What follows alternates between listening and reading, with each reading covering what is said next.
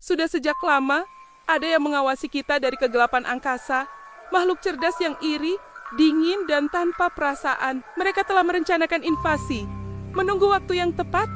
Sementara kita, umat manusia, sibuk dengan urusan sepele kita masing-masing. Film War of the Worlds tahun 2005 bukan sekadar fiksi ilmiah yang mendebarkan. Ini adalah potret kiamat yang datang tiba-tiba.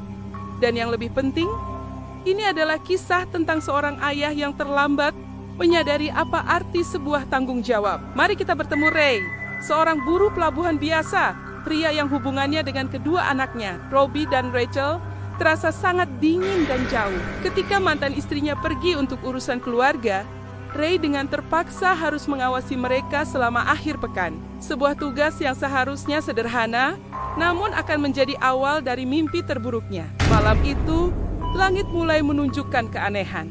Badai petir yang mengerikan melanda, namun ini bukan badai biasa. Petir menyambar tanpa henti di satu titik yang sama, melepaskan gelombang elektromagnetik kuat yang mematikan setiap perangkat elektronik di sekitarnya. Listrik padam, mobil mati, telepon tak berguna. Seluruh kota terdiam dalam kegelapan yang menakutkan. Sebuah keheningan yang mencekam sebelum badai yang sesungguhnya tiba. Kekacauan yang sesungguhnya dimulai ketika tanah di bawah kaki mereka bergetar hebat dan retak.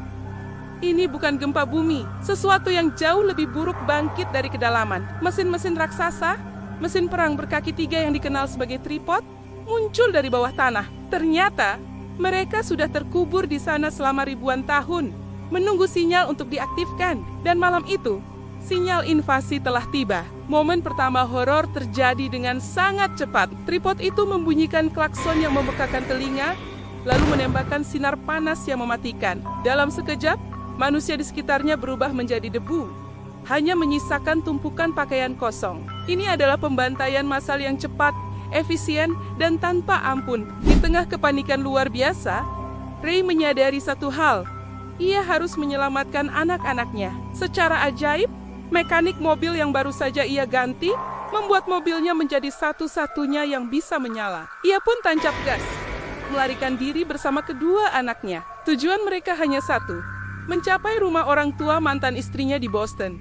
Berharap di sana ada tempat aman. Perjalanan mereka adalah sebuah neraka di dunia nyata. Ray, yang selama ini jauh dari anak-anaknya, harus menghadapi kenyataan pahit bahwa ia hampir tidak mengenal mereka. Ia bahkan tidak tahu putrinya, Rachel, punya alergi terhadap selai kacang. Mereka dikejar oleh rasa lapar, keputusasaan, dan yang lebih menakutkan, kekejaman manusia lain yang juga panik. Di tengah jalan, mobil yang menjadi satu-satunya harapan mereka dirampas secara paksa oleh kerumunan orang yang putus asa. Saat itu, Ray sadar bahwa peradaban yang ia kenal telah runtuh dalam sekejap mata. Tidak ada lagi aturan, tidak ada lagi belas kasihan. Kengerian mencapai puncaknya saat mereka mencoba menyeberang sungai dengan menaiki sebuah feri yang penuh sesak.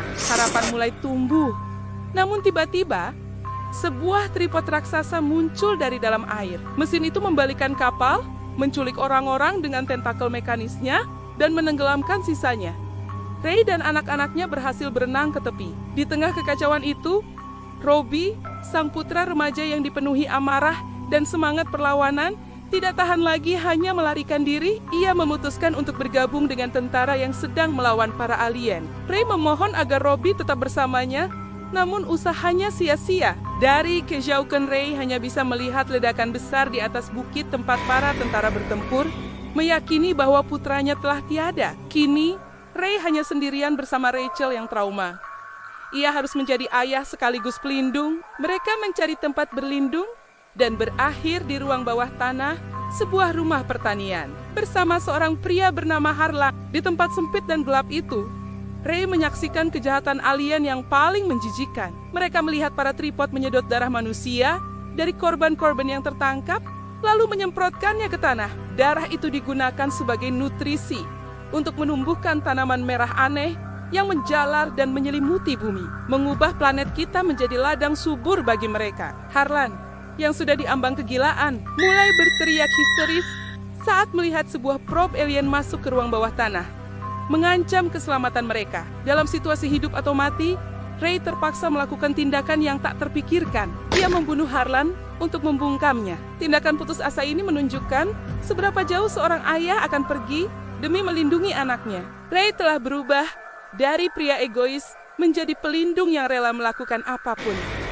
Perjuangan mereka belum usai. Saat keluar dari persembunyian, Rachel terlihat oleh sebuah tripod dan tertangkap oleh salah satu lengan mesinnya. Tanpa pikir panjang, Ray, yang sudah tidak punya apa-apa lagi untuk kehilangan, berlari ke arah tripod, membiarkan dirinya ditangkap. Di dalam keranjang mesin itu, di antara para korban lain yang putus asa, Ray menemukan sabuk granat milik seorang prajurit. Dalam satu aksi heroik yang murni didasari cinta, ia menarik pin granat itu dan meledakkan bagian dalam tripod dari dalam, membebaskan dirinya dan Rachel. Saat akhirnya mereka tiba di Boston yang hancur, Ray melihat sebuah keanehan. Burung-burung mulai hinggap di atas tripod yang bergerak lambat dan tampak sakit. Perisai tak terlihat yang selama ini melindungi mereka telah hilang. Para alien yang perkasa itu ternyata sekarat, bukan senjata nuklir atau prajurit manusia yang berhasil mengalahkan mereka, melainkan musuh terkecil yang ada di planet ini. Mikroba dan bakteri bumi. Para penyerbu canggih yang meremehkan kehidupan di planet kita akhirnya binasa oleh sistem pertahanan biologis paling dasar. Mereka jatuh sakit, lalu mati di dalam mesin perang mereka yang megah. Dengan sisa tenaga, Ray berhasil membawa Rachel ke rumah ibunya.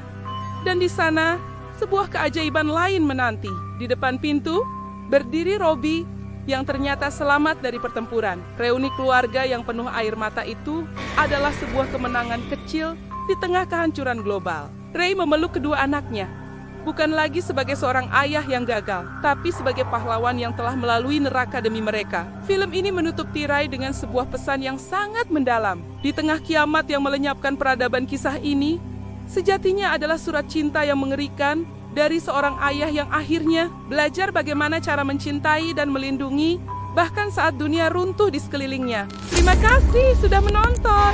Jangan lupa tinggalkan komentar kalian di bawah, dan sampai jumpa di video berikutnya.